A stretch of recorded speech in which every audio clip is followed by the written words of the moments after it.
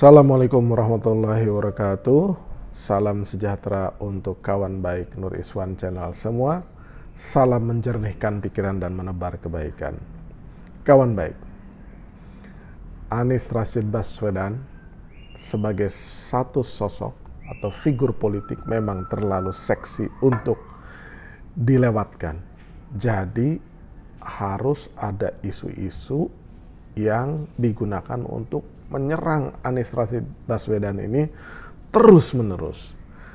Jadi tiada hari tanpa bulian atau tanpa serangan kepada sosok seperti Anies Rashid Baswedan. Jadi serangan ini pasti kalau kita ingat itu memang sudah lama dilakukan. Ya mungkin ketika menjadi juru bicara tim Jokowi JK di 2014, serangan kepada Anies itu tidak terlalu kencang, tapi mulai dia menjadi Menteri Pendidikan, periode pertama Pak Jokowi itu berpasangan dengan JK, nah itu udah mulai ada kecurigaan terhadap Anies Rashid Baswedan, yang puncaknya kemudian Anies Rashid Baswedan itu direshuffle di 2016. Jadi kurang lebih hanya 2 tahun ya mengemban amanah sebagai Menteri Pendidikan. Nah, saya sendiri hakul yakin bahwa secara kinerja Mas Anies ketika itu ya tidak ada masalah, bahkan menjadi salah satu menteri yang memiliki kinerja terbaik. Tetapi politik emang ya, politik itu kan memang persepsi dan kadang-kadang ada kecurigaan dan kemudian juga dianggap sebagai mungkin ancaman politik bagi Pak Jokowi ketika itu, dan suntikan-suntikan kepada Pak Jokowi itu mungkin juga dengan membawa katakanlah dalam tanda petik itu bukti-bukti untuk meyakinkan beliau bahwa Anies sedang membangun kekuatan politik untuk 2019, yang mana Pak Jokowi ini pasti berminat bertarung kembali. Nah, saya kira kecurigaan itu yang kemudian menjadikan Anies sebagai sasaran tembak secara politik dan dianggap sebagai ancaman politik bagi lawan-lawan politiknya atau kompetitor politiknya atau peersnya atau generasi politiknya. Nah, sejak itulah Anies terus digoyang. Tapi memang dasar rezekinya Anies Rashid Baswedan, usai dia menjadi menteri pendidikan, ya kemudian tidak berapa lama ia diundang kembali. Ya, ia diundang kembali menjadi calon gubernur DKI.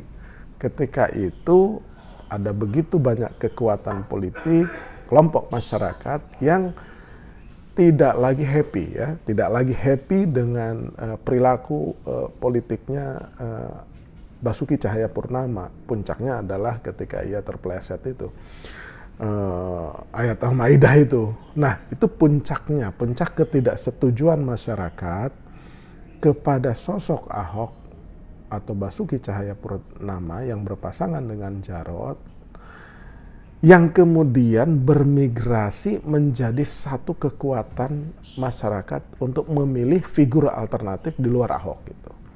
Dan itu kemudian menggumpal kepada pada awalnya Sandiaga Uno, tapi kemudian di akhir perjalanan politik tersebut ia bertumpu kepada Anies Rashid Baswedan.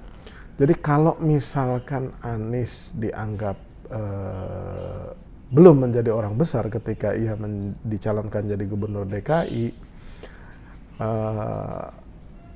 ya I'm going to tell you the truth ya, Mas Anies itu ya sejak muda ya, sejak kelahiran Senat Mahasiswa Perguruan Tinggi atau Dewan Mahasiswanya atau badan eksekutifnya dihidupkan kembali, ya Mas Anies itu generasi pertama ya, menjadi tokoh mahasiswa ketika lahirnya SMPT itu, karena dia kuliah di UGM. Jadi generasinya itu tidak berbeda jauh dengan saya. Saya itu aktif di SMPT itu ya tidak berapa lama gitu, di bawah generasinya Mas Anies. Jadi ketika kuliah saja dia sudah menjadi tokoh potensial gitu.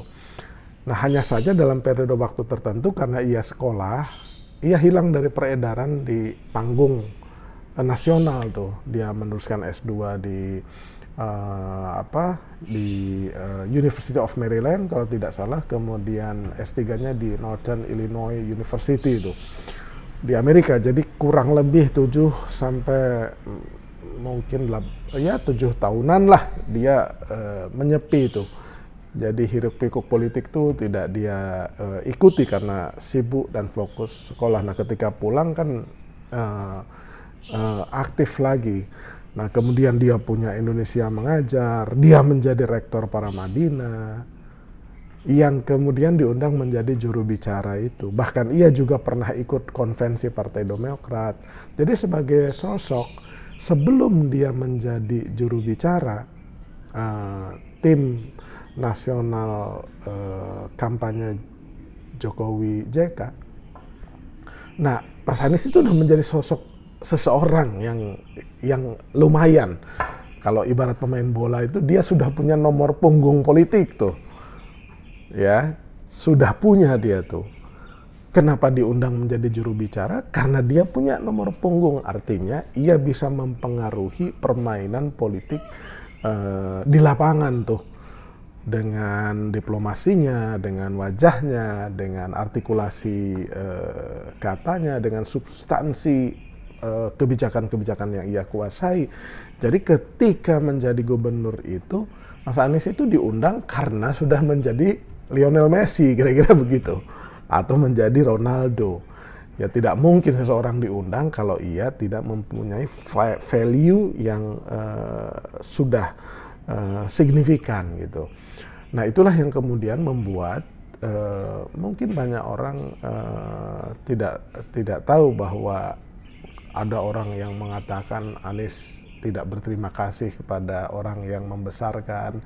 Ya, orang yang membesarkan ini juga mungkin saya kira ya rada kecewa, entah mungkin ada hubungan yang terganggu atau ada aspirasi dan keinginan yang tidak diakomodir oleh Mas Anies, sehingga dia merasa ia dan beberapa orang sudah membesarkan Mas Anies. Padahal Mas Anies itu sudah jadi tokoh sejak di UGM.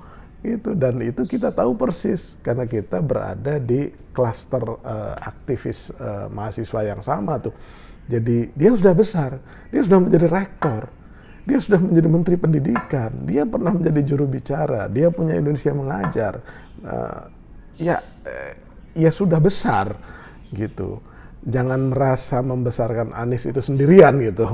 Kemudian setelah merasa ingin membesarkan Mas Anies dan ingin mendominasinya sendirian, enggak. Mas Anies memang punya talenta dan value sendiri, dan begitu banyak orang yang ikut membantu Mas Anies dan membesarkan Mas Anies. Karena apa? Karena kita semua ini punya harapan terhadap Mas Anies, kira-kira begitu tuh bahasa di publik. Kita punya harapan, dan harapan itu kita embankan ke Mas Anies supaya Mas Anies bisa mengeksplorasi dan melakukan hal-hal terbaik untuk Indonesia ini gitu. Nah, tapi kemudian kan Anies diserang terus. Bayangin aja, Anies diserang soal dari kadang-kadang ya aneh juga. Misalkan Anies diserang karena dia keturunan Arab gitu. Ya, keturunan Arab akhirnya menjadi dianggap kadrun. Nah, soal ini perlu saya garis bawahi. Kita ini semua tidak bisa memilih dilahirkan di mana dan dari orang tua siapa, gitu. Jadi saya termasuk orang yang tidak setuju apabila dalam pertarungan politik ketika itu melawan Ahok, itu argumentasinya itu karena Ahok tidak kita setuju karena dia adalah Cina. Nggak bisa. Ya. Sebagai orang yang beragama, ya, kalau kita menggugat rasnya atau warna kulitnya seseorang, termasuk di dalamnya Ahok, itu sama aja kita menyerang Tuhan tuh. Karena yang mendesain manusia itu kan Tuhan gitu. Gitu. Jadi misalkan saya tidak setuju dengan banyak hal dengan Ahok, tapi di antara semua yang tidak saya setuju itu tidak ada di dalamnya itu bahwa saya tidak suka kepada Ahok karena dia Cina misalkan. Nggak boleh. Nggak boleh. Itu mengganggu. Ya, itu menggugat keputusan Tuhan gitu. Kita tidak bisa mengganti orang tua tuh. Nah, sama sekarang kalau ada orang yang membenci atau tidak menyukai Mas Anies karena dia Arab, karena dia keturunan, ya itu sama aja ya dengan orang-orang yang tadi. Jadi itu tidak baik gitu. Tidak baik, tidak tepat, bahkan tidak benar membenci seseorang karena warna kulit atau rasnya atau ya keturunannya dari mana. Nggak boleh ya, itu satu. Yang kedua, Anies diserang urusan politik identitas gitu. Kalau kata Rocky Gerung, politik identitas yang dimaksudkan itu adalah Islam gitu. Wah, kalau itu terjadi itu berbahaya sekali. Artinya setiap ada tokoh Islam yang punya reputasi baik dan dianggap mampu, kemudian cukup disematkan dengan politik identitas itu. Gitu. Kalau itu dimaksudkan berarti sama saja melarang masyarakat Indonesia yang mayoritas adalah Muslim melarang masyarakat Muslim itu untuk berkontribusi melalui jalur politik.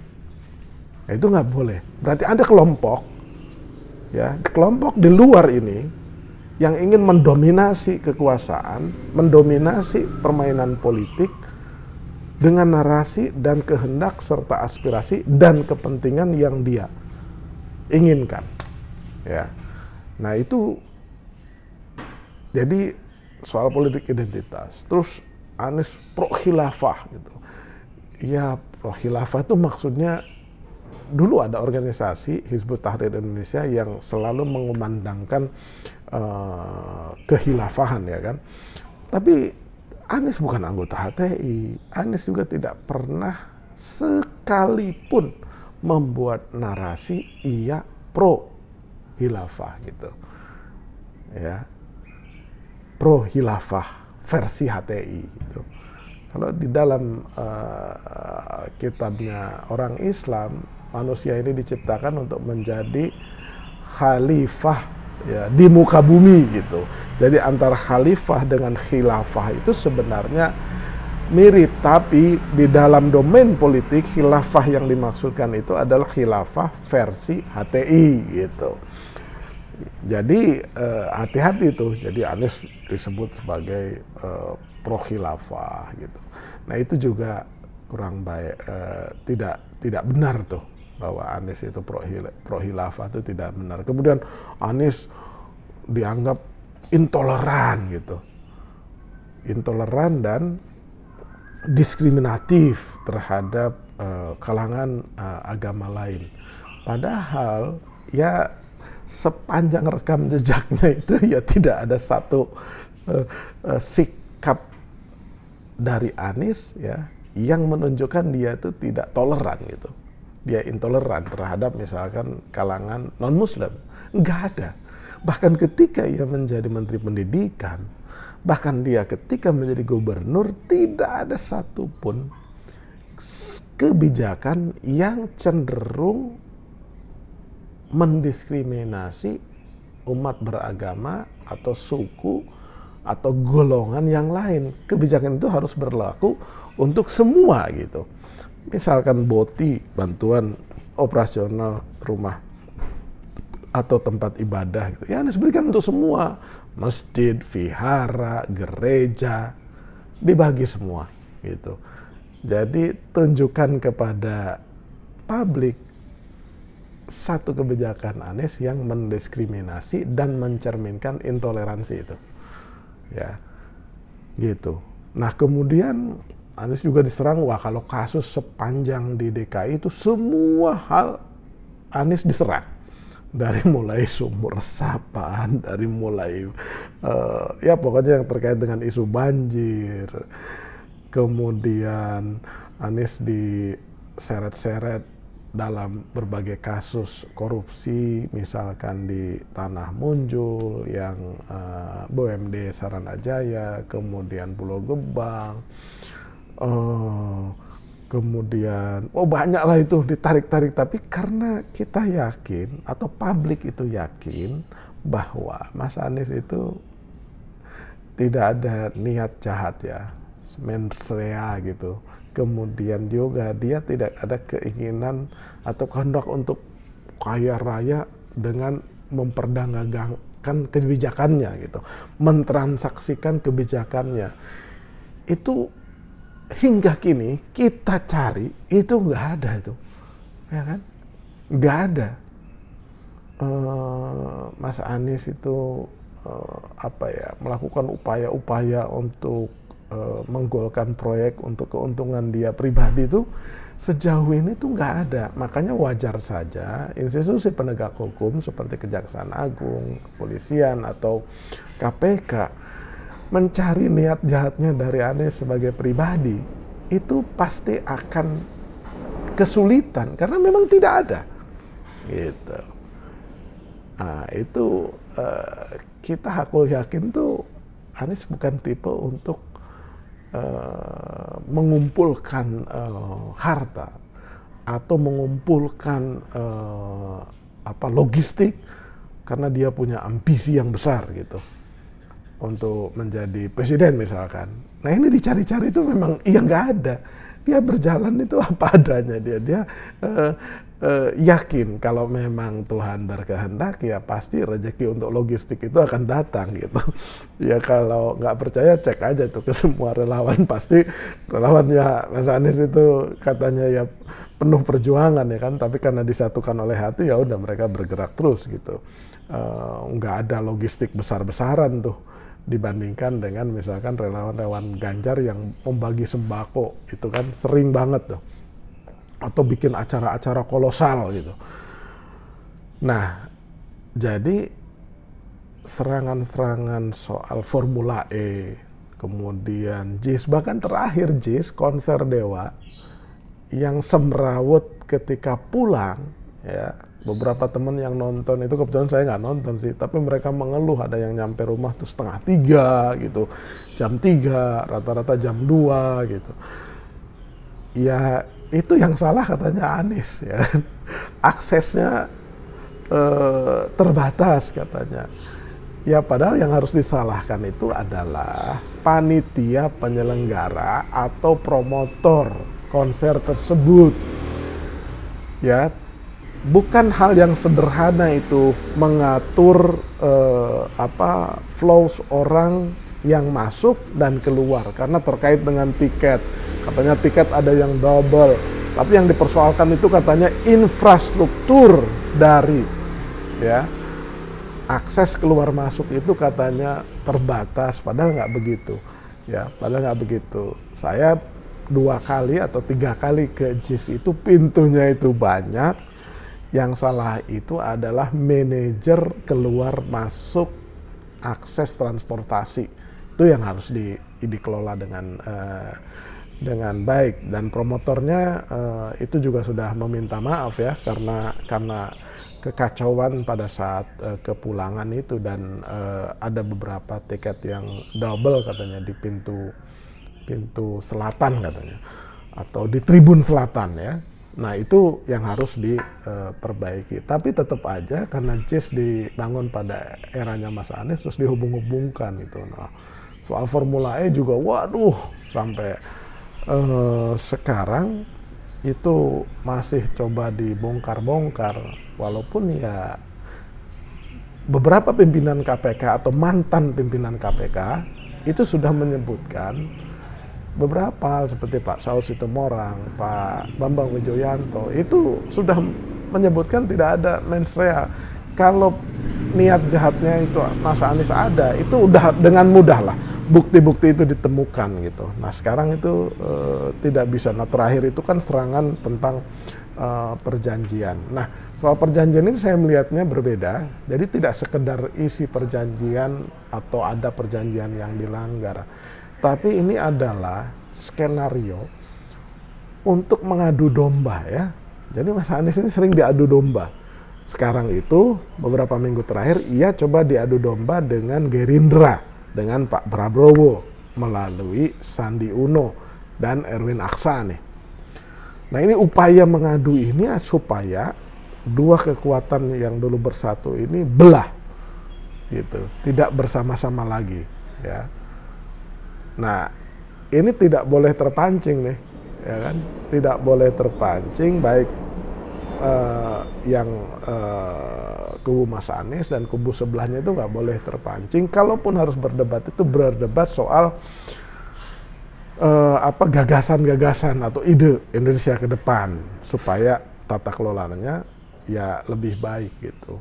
Nah Anies juga sering diadu ya kan, sering diadu domba dengan Jokowi gitu. Padahal yang satu presiden, yang satu belum jadi presiden tapi sudah diadu-adu.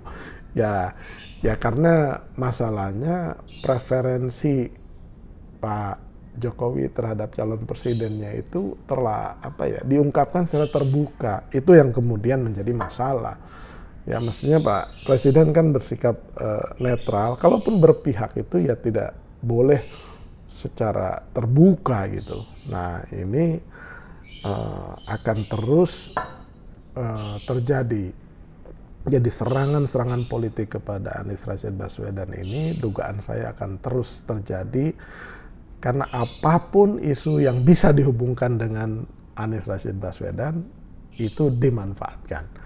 Baik itu isu yang berhubungan langsung maupun isu yang berhubungan tidak langsung seperti konser Dewa ini. Jadi karena udah kehabisan peluru, udahlah ini ada ya, padahal nggak ada hubungannya gitu, nggak ada hubungannya dengan Anies Rashid Baswedan. Ya itu kesalahan murni di promotor dan penyelenggara acara atau aduh kumaha ya. Jadi ya tapi ya nggak apa-apa, karena demokrasi kita ya biar aja itu terjadi dan kita menduga bahwa Anies sudah amat sangat terlatih sejak muda ya dengan perbedaan pendapat, kemudian dengan bulian politik. Ia sudah hidup juga di North America yang juga melihat perdebatan-perdebatan dan kompetisi politik yang keras tapi berkualitas.